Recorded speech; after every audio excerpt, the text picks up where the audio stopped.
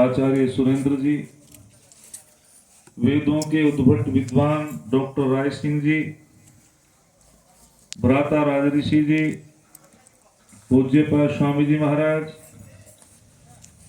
इस मंच का बड़े ही कुशलता से संचालन कर रहे नरेश आर्य जी, डॉक्टर साहब, इस कार्यक्रम के आयोजक संयोजक,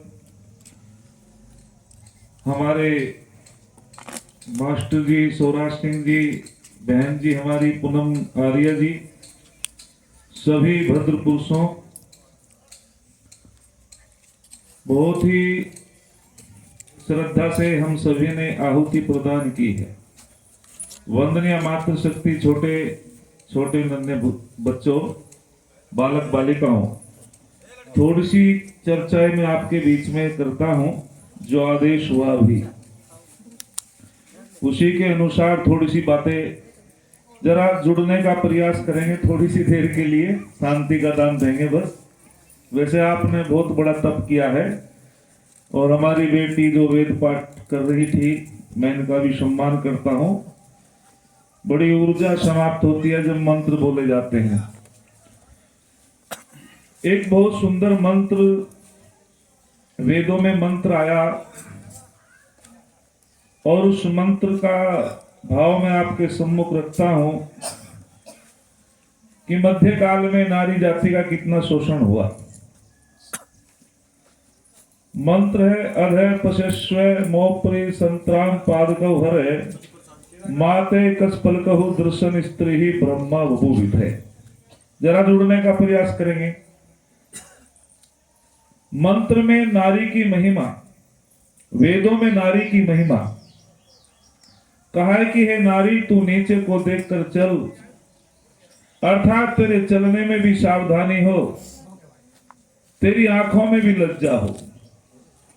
नीचे को देखने का अर्थ है कि तेरी नैनों में लज्जा हो और जो तेरे पति का सामर्थ्य है तू उसी में खर्च कर। तेरी पिंडली दिखाई ना दे, शरीर का अंग कोई दिखाई ना दे, अर्थात वेदों में तुझको बहुत बड़ा पद दिया और कहा स्त्री ही ब्रह्मा बभूवित है। जो नारी संयम से रहती है, जिसके चलने में भी अनुशासन होता है, देखने में भी अनुशासन होता है, हर क्रियाएं उसकी अनुशासित होती है, ऐसी नारी ब्रह्मा होती है।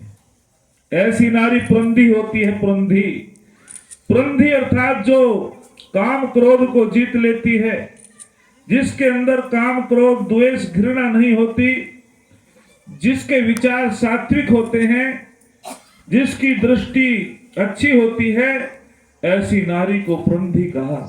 सुसमकासा।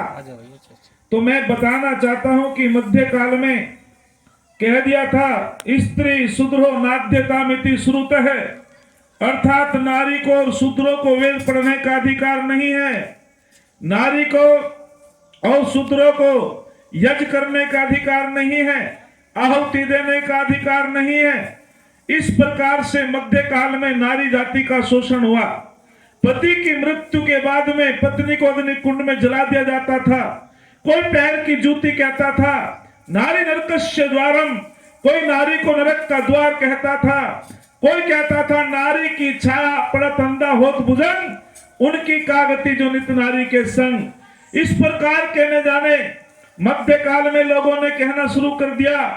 स्वामी दयानंद से पहले तुम यदि कन्या का जन्म हो जाता था तो बड़ा शोक मनाया जाता था, यदि बालक का जन्म होता था बड़ी खुशियां मनाई जाती थी। ऋषि दयानंद आए, उन्होंने देखा स्वामी जी का कि बहुत बड़ी कृपा इस नारी जाति के ऊपर, हर क्षेत्र में कार्य किया स्वामी दयानंद ने।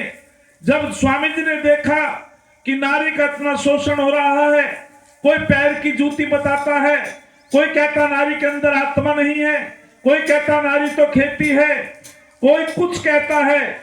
एक नारी स्वामी जी के पास पहुंची और उसने कहा ऋषिवर, मैंने आपका बहुत नाम सुना, मैं पूछना चाहती हूं कि आपकी दृष्टि में नारी का क्या आप क्या मानते हो नारी को? आपकी दृष्टि में नारी का क्या सम्मान है? तो मेरे दयानंद स्वामी महाराज जी कहते हैं कि जो लोग कहते हैं कि नारी पैर की जूती है, तो स्वामी जी प्रमाण दे करके कहते हैं कि नारी पैर की जूती नहीं होती है, नारी सर की पगड़ी होती है। अरे जिस प्रकार से ब्रह्मा सृष्टि का निर्माण करता है, ठीक उसी प्रकार से नारी समाज का निर्माण करती है, समाज का निर्माण करती है। ये तो सर की पगड़ी होती है। और स्वामी जी ने बहुत प्रमाण दिए, लेकिन मैं एक आपके सामने प्रमाण देख करके बताना चाहता हूं।